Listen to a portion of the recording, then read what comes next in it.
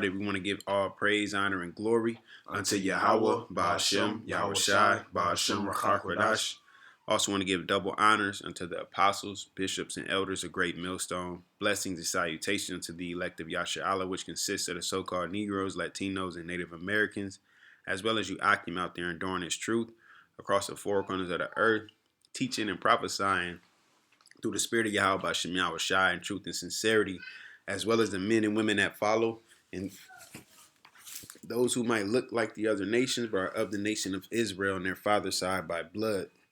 And just get into a quick lesson. As you can see, the title to this chapter, it says Exaltation of the Afflicted, right? And even if you go into the NLT, it says good news for the oppressed, okay? And who is the oppressed, all right? It's Yasharahla. We're the ones who've been afflicted. We're the ones who need to be exalted. All right, because the Lord even told Esau, though thou exalt thyself as an eagle. Why? Because he's sitting on high and he continues to try to rise. Okay, he spiritually is building his Tower of Babel. The same concept, trying to bring everybody together and pretty much go against the will of Yahweh by Shem Yahawashi. All right, how he set everything in nature and in balance and everything for his purpose. Esau is going about doing it himself, and he knows who he has in captivity. Okay, he knows that we are who they don't want us to be. All right, I ain't gonna even say who we claim to be, because we are those people. Okay, but in the world's eyes, we're trying to steal their identity. Okay, but when you see what they do or what they go through compared to the prophecies or the route that they're going, for lack of better words, all right, you see they don't match up to being the holy people. Okay, how can you have everything now and be allowing everything that's anti Yahweh by Shem Yahawashi, but then be the holy people that He's going to come and give salvation to? But that salvation is going to come to the Negroes, Latinos, and the Native Americans, starting with the elect. All right. But overall, all Yasharahla will be saved. All right. Let me just double check, make sure this records. Sometimes it be tripping. We do a whole lesson and without. Okay, yeah, we good. You mind if I bring this quick? Yep, go ahead. It's, Wisdom of Solomon 2, verse 16. It says, "We are esteemed as him as counterfeits. He abstaineth from our ways as from filthiness. He pronounceth the end of the just to be blessed, and maketh his boast that the Most High is his Father." Go ahead. And like the brother was saying, how these Edomites, they know who Jake is, and this is the reason why, is because the Most High set his men up to bring out to the facts that Esau actually put on the internet, and to go through certain history and artifacts to prove that we are those people. So this is Esau's counter mindset to what the word is bringing out, because that's how he knows, because that's why else would he think that we believe that he's a counterfeit? Them got to be the real people, like the brother said, they go about trying to fulfill their glory, in a sense, in their own fashion, right, and exalt themselves, Yeah. All right, so as you can see on the screen, we're going to go ahead and get into Isaiah, the 61st chapter. This is Isaiah 61 and verse 1. "The Spirit of the Lord Yahweh is upon me, because the Lord Yahweh hath anointed me to preach the good tidings unto the meek. He hath sent me to bind up the brokenhearted, to proclaim liberty to the captives, and the opening of the prison to them that are bound." And there you have it, And through the Spirit, we're in that same position, The Lord has anointed us. Anointing, well, we can get it too. All right. The word anointed is Strong's H4886, which is Mashah. It says to smear, anoint, spread a liquid, to smear, to anoint, to consecrate. There we go. To consecrate. All right. Let's just get a simple definition of that real quick. It says make or declare something, typically a church, sacred, dedicate formally to a religious or divine purpose. Be sanctified, blessed, make holy, made sacred, hallowed, set apart. All right. So the Lord has what? Set us apart. He's hallowed us. He's made us holy. Okay. He sanctified us. All right. What does it say in John 17? Sanctify them through truth. Thy word is true. So through the spirit of YAHAWASHI YAHAWASHI, by, like it said in the NLT, it said the good news. Okay. The good news for the oppressed. That's the gospel, man. All right. So we've been sanctified by the spirit of YAHAWASHI YAHAWASHI. We've been anointed. We've been ordained. What? To teach good tidings unto the meek, unto the lowly, unto the oppressed, unto the afflicted, unto the ones on the bottom, the humble. All right. To do what? Bind up the brokenhearted, proclaim liberty to the captives, and the opening of the prisons to them that are bound, to get a way out, to heal. Okay. That's why the scriptures speak. He asked, his disciples asked him, why do you speak in parables? Right. And he said, at least they be converted and healed, just getting to the point of it. All right. It wasn't meant for them. It's not meant for everybody, but everybody's going to hear this word. But as it tells you in the book of Hebrews, it wasn't mixed with faith when it came to them. So they wasn't able to take heed. All right. Like I said, the Lord is going to, ultimately all Yasharahla will be saved, but this salvation through this second death, through Babylon, our last captivity, aka America, is going to be with the elect being the first fruits in the kingdom of heaven. Now, when we get in the kingdom of heaven, the ones who didn't make it through that fire or choose the Most High or didn't make it, wasn't received up in the clouds and the chariots, all right, what the world called UFOs or UAPs, okay, those, they will be brought back through the first fruits, through the elect. And guess what? They're going to be in their right mind. All right, because it's going to mention somewhere in here about the covenant, Go ahead. This is verse 2. It says, to proclaim the acceptable year of the Lord Yahweh and the day of vengeance of our power, to comfort all that mourn. Exactly. To let this world know, the ones who are low and are meek and are afflicted, that there's a way out. Right? And that way is through YAHAWASHI YAHAWASHI. You don't get to do what you want in the world and then get to serve the Lord at the same time. No, you got to give the world up. You know what I'm saying? He that loseth his life shall find it. All right. So you got to lose whatever life, name, reputation, and position, whatever that you had, status that you have in this world. Okay. And what I mean by that, I'm not saying if you have a good job, to leave your job. All right. But what I'm saying is don't be looking forward to that pension, spending that pension, and don't be looking forward to, don't be looking at this world as if it's going to last 50, 60 years, because you could have a elderly brother out there, that could be going off of their pension or about to retire or whatever the case is, so I just wanted to clear that up. But at the end of the day, you want to be looking forward to the end of this place, man. You don't want to have your goals and your purpose driven as if this place is not going to be judged, You had a preset? This is 2 Timothy 2 verse 4. It says, no man that warreth entangleth himself with the affairs of this life. There you go. Yeah, because there's drama all throughout this place. Everybody, even the blind, can see that this world is in chaos right now. All right. So we can't entangle ourselves with the affairs of this world. Yeah, you got your family, you got your job, you got this, you got that, whatever the case is. We're just passing through, man. We're just passing through. All right. We're not here for a good time or a long time. But we're here to proclaim the acceptable year of our Lord and the day of vengeance, because it's coming with judgment. All right. He said he will not meet thee as a man. All right. He said he's coming with a sword, man. Okay. Roughly paraphrasing. I believe that's Matthew's 10. Matter of fact, let's get that. It might be Matthew's 10 and 38.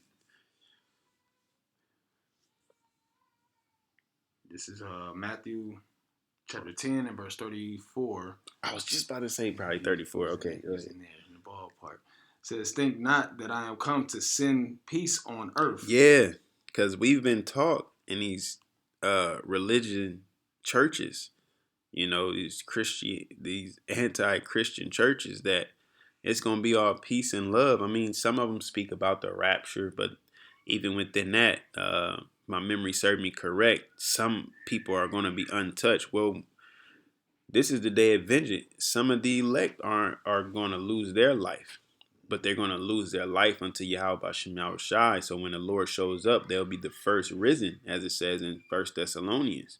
All right. So it says, think not that I am come to send peace on earth. Go ahead. I came not to send peace, but a sword. But a sword. Okay, that don't sound like fun. Normally people use sword to take somebody's life or to go to war with. And that's what the Lord's going to do. He's going to go to war with Esau. All right, he's going to go to war. Him and his angels is going to go, Michael the archangel as well. The Lord said he's going to get the ones that pierced him. All right, so that's some vengeance for your ass. He got a 2,000-year-old grudge, Yeah. Go ahead.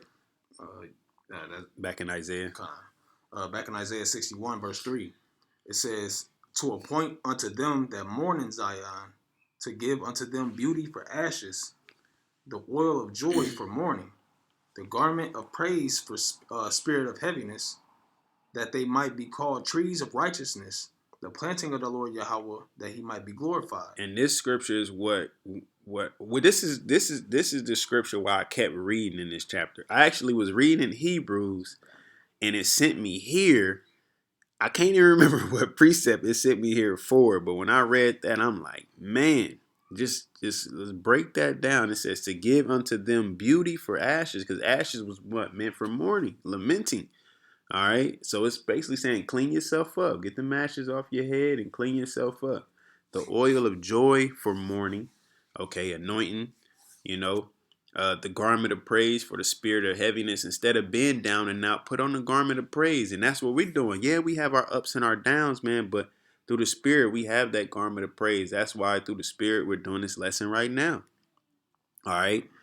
Put on those garments of praise and give praise to YAHAWASHI and what? Even glory in tribulation, But this is our way out.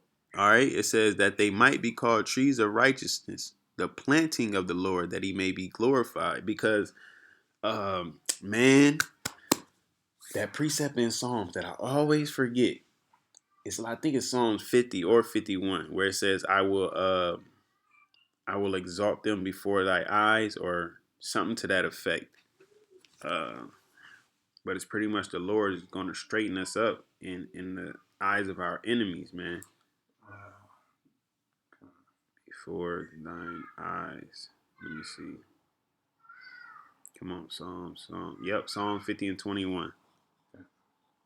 Well, I get it. I'm here. This is Psalms 50 and 21. It says, These things hast thou done, and I kept silence. Thou thoughtest that I was altogether such as one as thyself. Speaking about Esau, speaking about the wicked, right? Because they'd come this far, they almost fulfilling their little plans that they devised throughout the earth. The Lord give them a little bit, but he don't give them everything, and he won't let them fulfill their enterprise, as it says in Job. It says, but I will reprove thee and set them in order before thine eyes. And that's what's happening, man. The Lord is reproving Esau. He's got the chariots showing up. He got Esau blinded by his wickedness. If he goes to war, he loses his kingdom, but he's still doing things that's going to put him in a position to go to war. Yeah. That's why they going around the earth thinking that they can bully the earth like they used to. But the scriptures speak about what? Right? The scriptures speak about, has thou become weak as we? Yeah, let the weak say I am strong. Let the weak say I am strong. Mm-hmm. So you can't go bullying the earth no more. Okay? So we at a point now where the earth is seeing you. At a point in time, you had hitmen doing your dirty work, but now you got to do it, And now the earth is like, oh, it is him.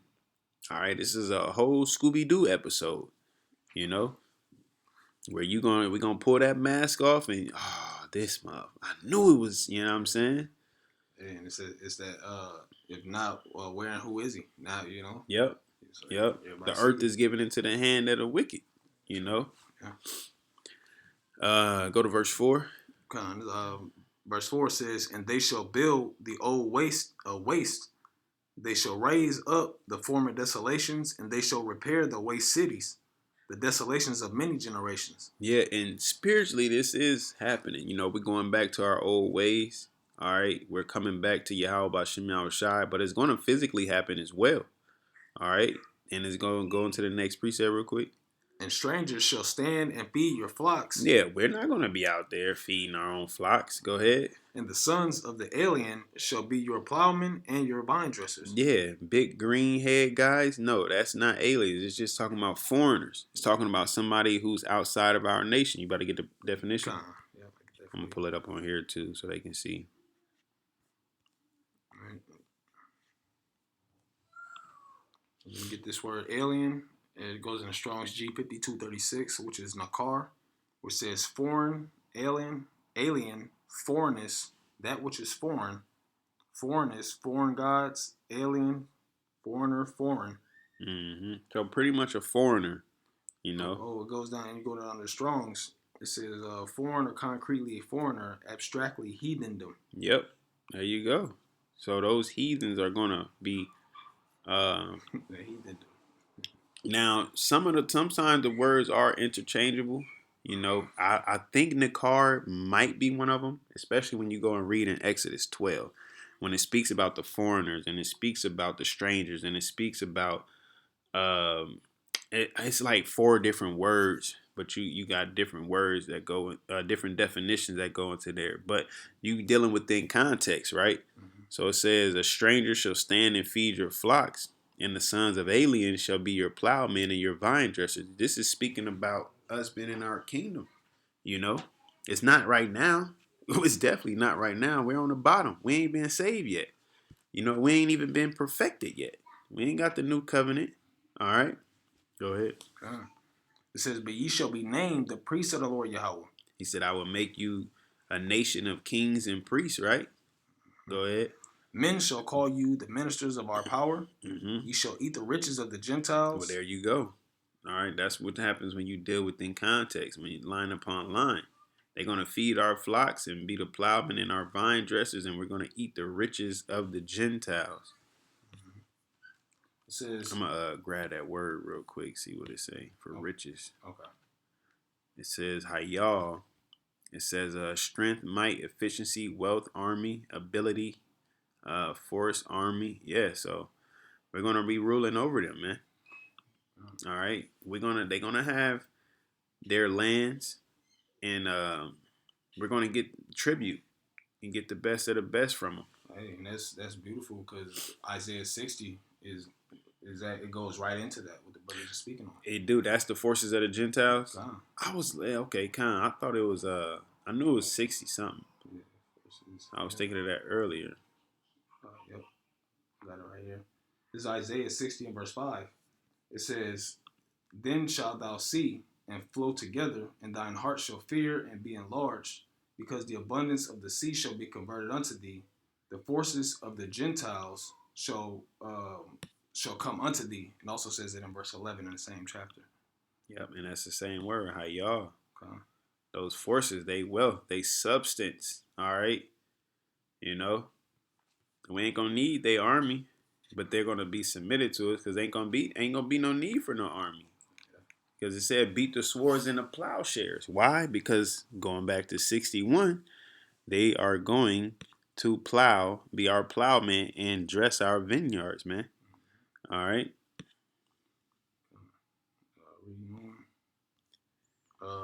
Verse 7.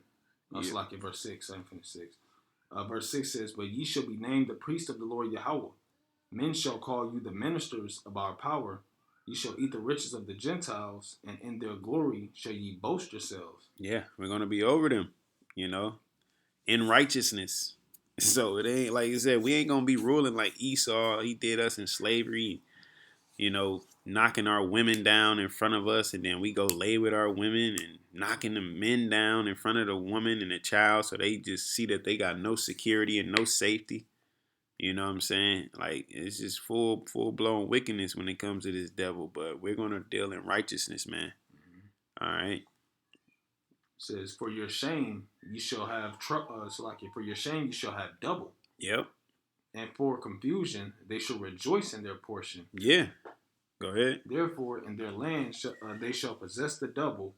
Everlasting joy shall be unto them." Yeah. Now switching over to us, because they ain't talking about the heathen. They not gonna get double. They ain't in shame right now, so why would they receive double? They ain't in confusion right now, so why would they rejoice in any portion? All right. So we're gonna get our land back, and we're gonna be set up through the Spirit, man, to be rightful rulers, to bring balance to the earth through YAHAWASHI, as it was intended from the beginning. All right, we just pretty much went through a full circle of being on top, falling, and then going back to the top and understanding, like, okay, we don't want to do that again. Yeah, God. Go ahead. Reading on, it says, for I, the Lord Yahweh, love judgment. I hate robbery for burnt offering. And I will direct their work in truth, and I will make an everlasting covenant with them. There we go. That everlasting covenant is that new covenant, man, with the laws being written within our inward parts. All right, with us being perfect, to where you ain't even gotta, denounce, or let me see, resist the devil, resist Satan, because Satan ain't gonna be able to touch you in those days, man. You're not gonna think about half the shit, any of the things that we think about in this flesh, man. That's gonna be done away with, you know. Yeah. It says, and their seed. Because that's how sin happens. You be thinking it. Like even the past couple of days, I done had some old fucked up ass dreams, man. You know, I'm like, maybe I need to fast. Just think about it now, shit, because it ain't like no crazy shit, but it's some crazy shit, and it's like it's just fucking flesh, it's just stuck in this realm, and all it wants to do is please itself, Yeah.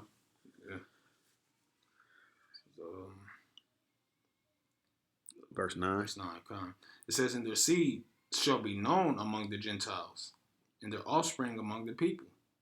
All that see them shall acknowledge them, that they are the seed which the Lord Yahweh have blessed." Exactly. It's going to get back to that Deuteronomy 4 situation. And we can grab that real quick.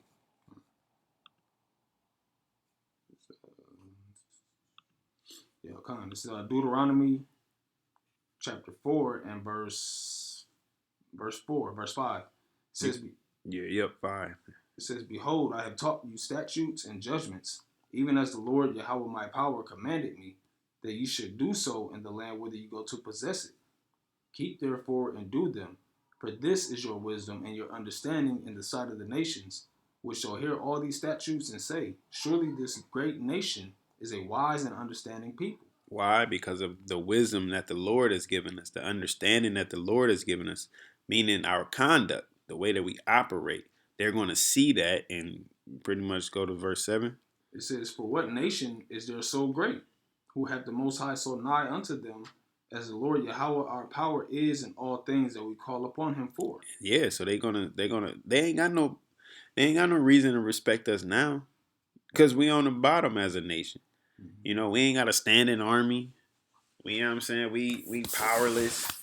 Our women, oh my gosh, they make us look like men effeminate. Got our men wearing purses and got lip gloss on and weave extensions and shit.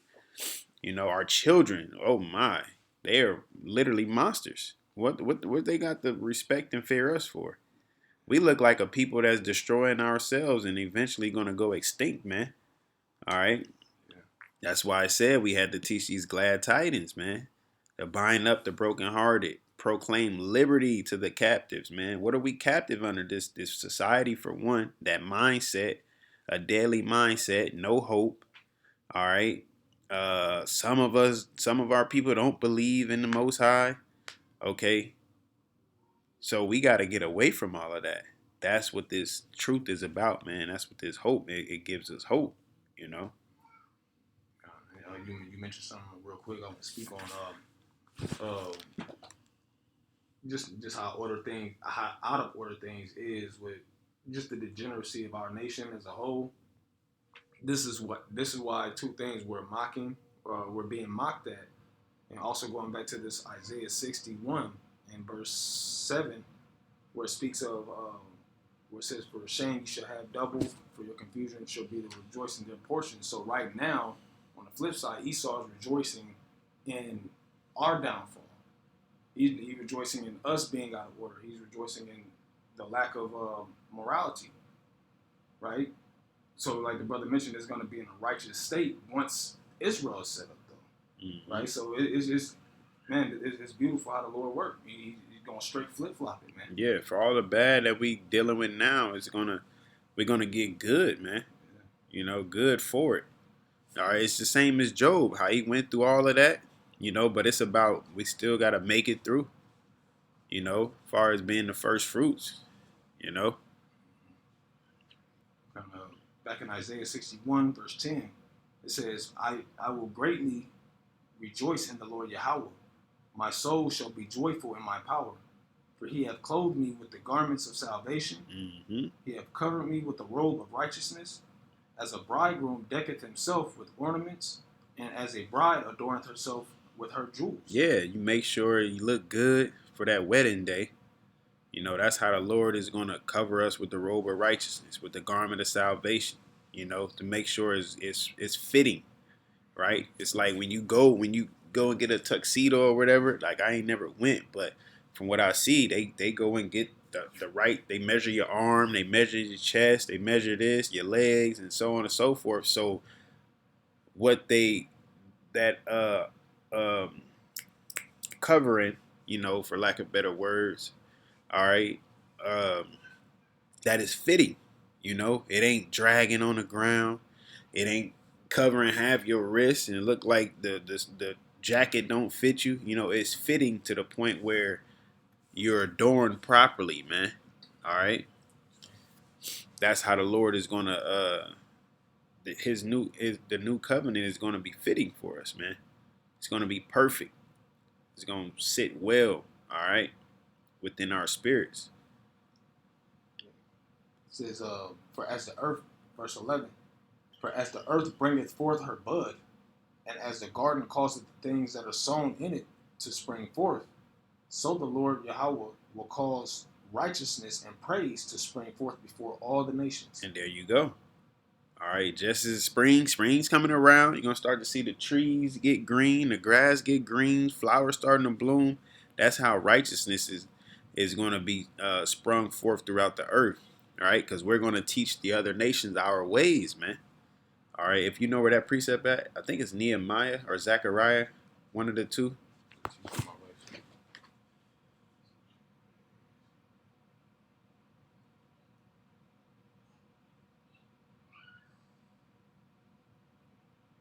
Micah 4:2. It's Micah chapter 4 and verse 2. It says, let me start at the top, or just get straight to it. Straight to it. Time's sake. Micah chapter 4 verse 2. It says, and many, oh, well, you can get one with it. Gotta get one with it. Micah 4 verse 1, it says, but in the last days it shall come to pass that the mountain of the house of the Lord Yahawah shall be established in the top of the mountains. Like I said earlier, through the Spirit, it's happening spiritually now. You know, that building process is going through the Spirit. But everybody can't see it. But the men of the Lord see it happening. We see the downfall of Esau, Edom. We see the rising of the Negroes, Latinos, and Native Americans through the Spirit. All right, with the Lord giving us the name, giving us our tribes, giving us our history, giving us the prophecies and the mysteries, and you know what I'm saying? We just know that it's all according to his time, in an appointed time. Okay? Go ahead. It says, and it shall be exalted above the hills, and people shall flow unto it. Yeah, because at the last end of it, when the kingdom of heaven is set up, it's going to be exalted above all of these other governments. It's going to be exalted above all of these leaders and their leadership. Okay? Go ahead. And many nations shall come and say, come and let us go up to the mountain of the Lord Yahawah, and to the house of the power of Jacob, and he will teach us of his ways, and we will walk in his paths. For the law shall go forth of Zion, and the word of the Lord Yahawah from Jerusalem. Yep, just as that's going to spring forth, man. It's going to come from Jerusalem. We're going to teach the nations our ways. So they're gonna know how to deal with the land. They're gonna know to to respect the Shabbat. All right. They're gonna know not to commit adultery, and they're gonna be following after our ways, so we can have a righteous kingdom. And if they go off, they get judged in righteousness. It ain't no okay. Well, I married your sister, so I'll let you off, or like how Esau does. It's whoever you connect to is if you get off, or if you got enough money, or you got a Israelite man going over to Elam, like, all right, I know you messed up, but if you give me 10 extra sheep, then I'll, lighten your sentence. No, just this what you do, this what happens. Go ahead, read 3 with it. It says, and he shall judge among many people and rebuke strong nations afar off. And they shall beat their swords into plowshares and their spears into pruning hooks. Nation shall not lift up a sword against nation, neither shall they learn war anymore. And that's why this third war is gonna be the war of all wars. All right, ain't no more wars after this. That's gonna be the punctuation mark, exclamation mark, the period, whatever you want at the end of the sentence, but it won't be a comma because ain't no war coming after that. That's right. It won't be no what's it, ellipsis, I think it's called, the dot dot dot. Yeah. Because ain't no war coming after that, man. That's gonna be the end and the final war, the second death, as the scriptures speak about. A thermonuclear war. I forget who quoted it, but they said World War IV would be fought with sticks and stones, man. That's because World War III gonna be nuclear. Who?